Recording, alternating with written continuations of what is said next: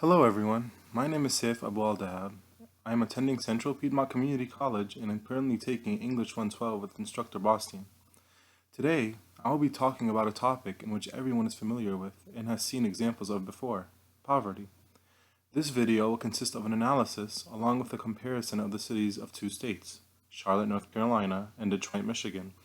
I will also be talking about what exactly poverty is and the solution I have proposed for both cities. So, to get familiar with the actual concept of being impoverished or in poverty, we first must understand what it is. So, we pose the question, what exactly is poverty?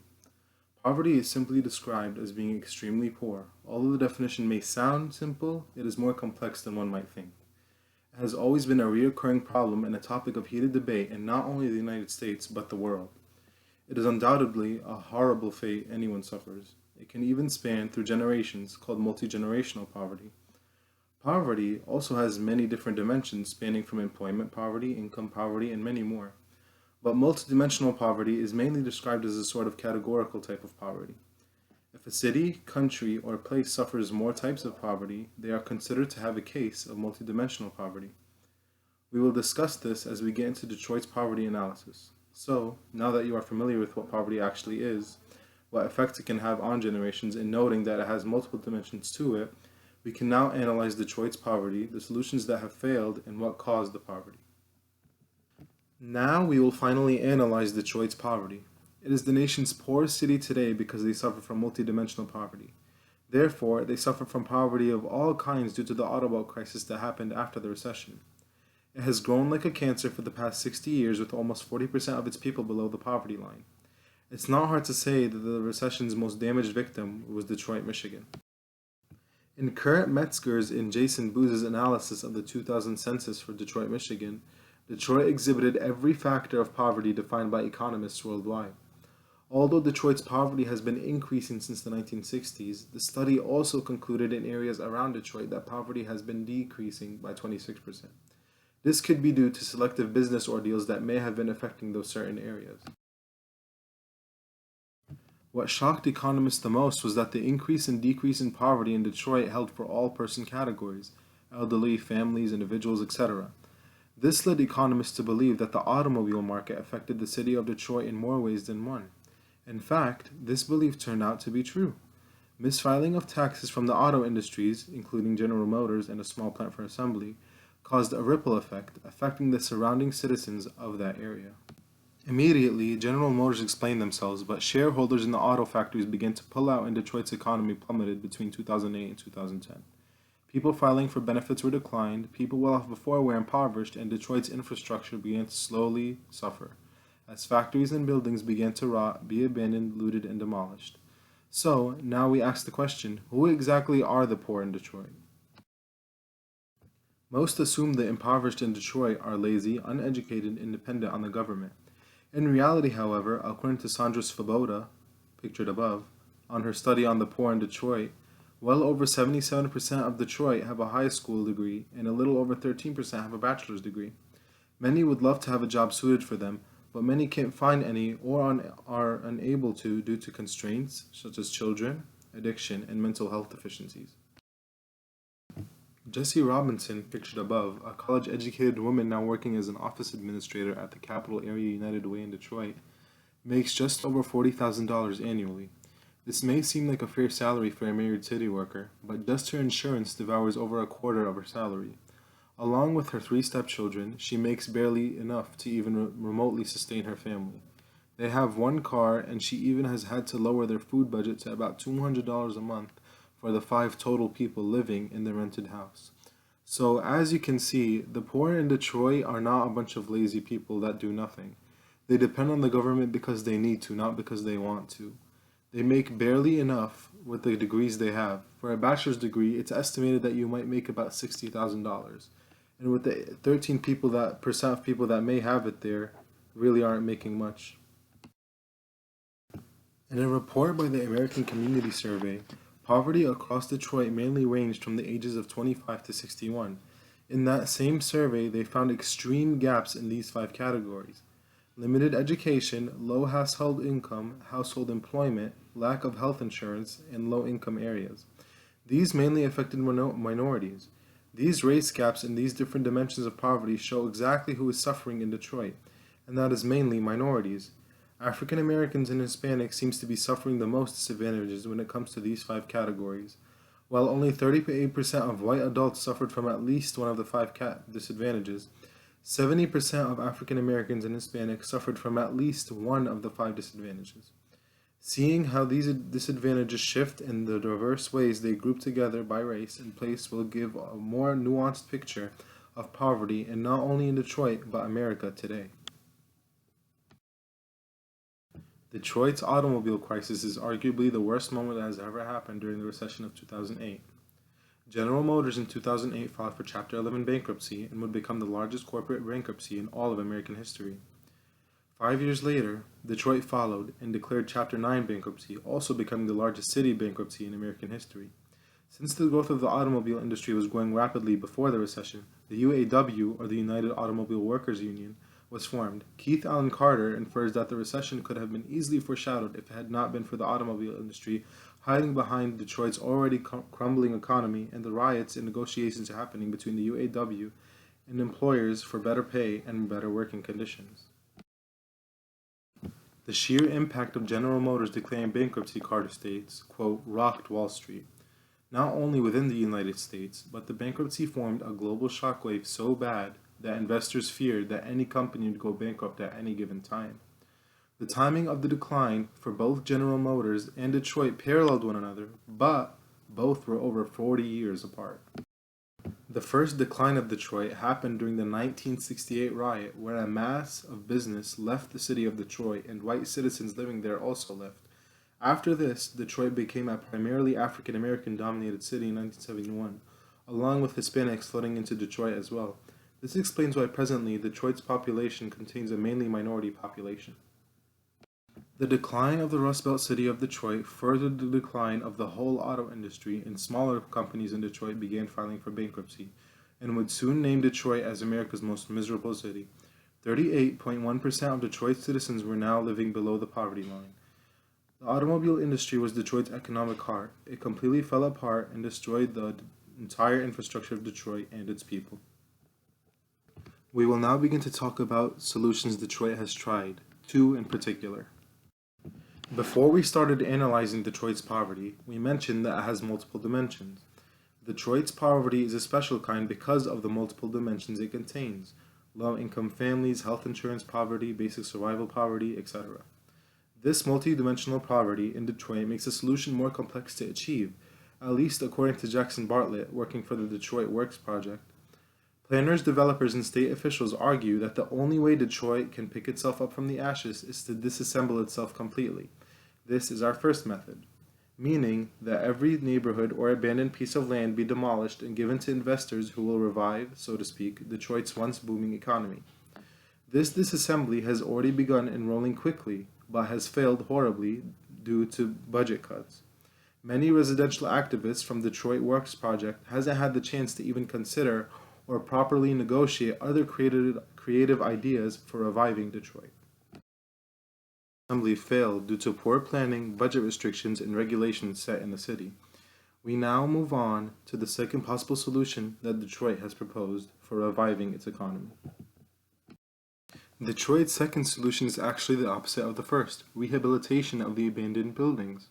With almost $2 billion spent on demolishing buildings, economists and state officials wondered if they could get more bang for their buck. Rehabilitating buildings and giving them new lives might just be a key solution for Detroit's employment and poverty crisis. With signs of blight everywhere, rejuvenating these buildings, factories, and schools might be the key to destroying the poverty located in Detroit and cities surrounding it. For a while, this second solution of rehabilitation actually worked. But due to budget restrictions, Detroit could not continue with the rehabilitation of these buildings. It was a great solution, but it was too hefty a price.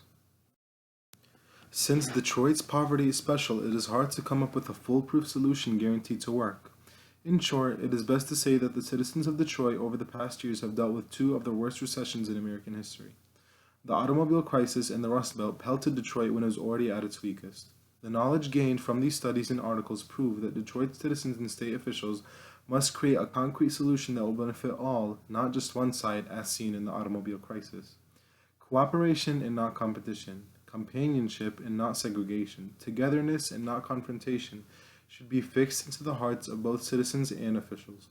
Now that we have analyzed Detroit's poverty, it is time we talk about Charlotte, North Carolina's poverty, and then the solution that may work for both cities. Poverty in Charlotte, North Carolina is also increasing at an alarming rate. Compared to Detroit, Michigan, of course, the rate is minimal. Charlotte in 2013 had 10.6% of its population below the poverty level. Charlotte's increasing population also came with an increase in poverty, which economists say is usually what happens when a city has a major population boom. If Charlotte's poverty isn't dealt with in a quick but efficient manner, Charlotte might end up as bad as Detroit in a decade or so. Reviewing solutions that haven't worked, challenges that Charlotte faces and has faced, and posing a solution that may work for both cities will combat the growing poverty in Charlotte and hopefully Detroit too.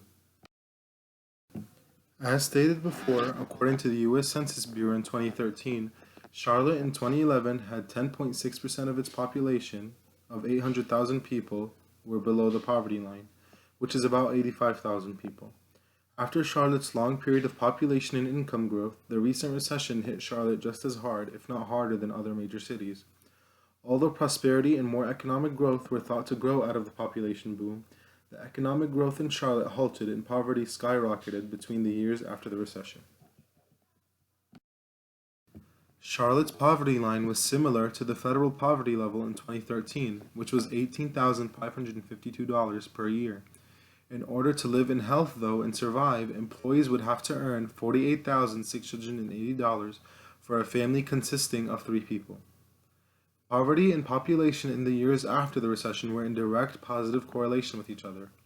As the population rose, poverty rose just as fast, if not faster. What many don't seem to notice is that there is a rich part of Charlotte and a poor part of Charlotte. According to the Opportunity Task Force in 2013, it isn't hard to tell the difference when looking at a demographic pictured above depicting Charlotte's wealthy and impoverished regions. They actually compared the map along with statistics to what a map of the economy would look like in feudal Europe. This analysis of Charlotte's poverty compared to Detroit's may seem minuscule in comparison, but whether macro or minor, poverty in Charlotte must be solved. Now we will discuss who exactly is poor in Charlotte. Contrary to what some might think, Charlotte is a well-educated city. In 2014, according to Onboard Informatics, more than 68% of people in Charlotte have at least some college experience, with 33% of them having a bachelor's degree. So with the decent rate of educated people in Charlotte, one might ask, why is poverty increasing? Senior economist Rick Haglick in 2015 suspects that the rapid advance in technology has caused numerous layoffs from labs and factories. Also, companies such as Chiquita moving out of Charlotte causes layoffs, which in turn causes the rise in unemployment, which again positively correlates with poverty. Although Charlotte is well below the average in North Carolina in terms of poverty, many families live in poverty or are stretched too thin due to the many jobs they have to take just to make ends meet. Keisha Dawkins, a mother to her 3 daughters, earns about $12,000 to $15,000 yearly, working many jobs to support her family, still struggling to keep a roof over her family. Keisha's story is truly amazing. After suffering 5 miscarriages before her daughters were born, she was still working to take care of her then ill mother. She calls her 3 healthy daughters her miracle babies. With the husband in prison, Keisha is the only source of income. Working multiple jobs is most definitely not the solution to ending poverty. No family should have to work many jobs in many different places, still unable to even survive. Students are also hit very hard by rising college prices. Americans in total have about $1.2 trillion in student debt. At UNCC, University of North Carolina at Charlotte alone, the average debt each student owes is over $25,000. The constant need for loans and other financial support are the main reasons why the younger generation are more impoverished than any other age. We have now finished analyzing both cities. I will now propose my solution to lower poverty rates in Charlotte and Detroit. Ending poverty completely is an almost impossible task with the branches it has and the many layers it has. Starting with Charlotte's poverty and Detroit's, it is a good start and a good example towards other cities or even countries that face the same problem as Charlotte and Detroit. The most viable, quick, and efficient solution to ending poverty is more of a step process for it to take time to have effect. 6 to be exact. The first step is empowering and informing people of their basic rights to education. They can escape poverty permanently having knowledge of the situation they are in and the options they have. A crucial way to eradicating poverty in Charlotte and Detroit is making higher education more available and more accessible to people who are not familiar with the steps to get into it. Also, basic personal finance education is needed for people who do not know how to manage their money properly. If people have a basic knowledge in what to do with their money when they receive it, they are more likely to keep it, invest it, and maybe even escape out of poverty if done right. The second and crucial step is our women. Through history, it has been shown that human development usually comes with the empowerment of women. They are always underappreciated and often oppressed. Our women can help in the poverty war by speaking out against injustices, be leaders in our communities, and finally show how all humans, whatever gender, can work together for a common and beneficial cause. The third step is helping people during natural disasters and conflict. Providing shelter, providing clean water, cleaning disaster zones, providing sanitation is a crucial way in fighting the war against poverty. In order for the poor to get educated and go out into the world, one must take into consideration also their appearance. How can a person possibly get a job without hygiene? They simply cannot. Who would hire an unclean, raggedy person to be the face of their company, to represent their company, to greet their customers, etc.? Conflict-wise, politicians are always arguing and conflicting with each other on minuscule matters that do not benefit the greater good. In order to band together against poverty, people in power must understand the benefits in solving issues before diving into bigger issues such as poverty. The fourth step is vital in poverty. Natural resources need to be readily available for impoverished people in order to get their fair share. Humans waste natural resources for unneeded purposes. Governments, corporations, and national organizations should be lobbied to take action against the high, wasteful use of natural resources and to take action on things that might deplete them, such as climate change. The fifth step is preventing wastefulness. Every year, 230 million tons of edible food go to waste according to the United Nations Environment Program. Being wasteful is a key cause in why the world is impoverished and hungry. As humans, our society should be taught the scraps left from someone's dinner should be dealt with in a more generous manner other than immediately disposing of it. Also, this does not only concern food. As stated before, natural resources, other important basic needs such as water, expired canned goods, etc. are all good things not to waste. The sixth and final step is basic access to basic services, such as health and education. It is absolutely essential for people's happiness that they are healthy and educated. Charlotte's poverty can be easily solved before it turns as worse as Detroit's. For the solution to work, each step must be followed through without skipping or quickly racing through certain steps. Each step must be efficiently followed through until completed. Specific counties in Charlotte are more impoverished than others. Therefore, people from other counties must band together in order to make sure the solution gets easily distributed. When comparing Charlotte and Detroit, one must consider the factors in each state before implementing each step. That's not to say it won't work as well in Detroit as it may work in Charlotte. Thank you guys so much for watching. I really appreciate it. This is Saif Abu Dahab's capstone video project. Have a good day.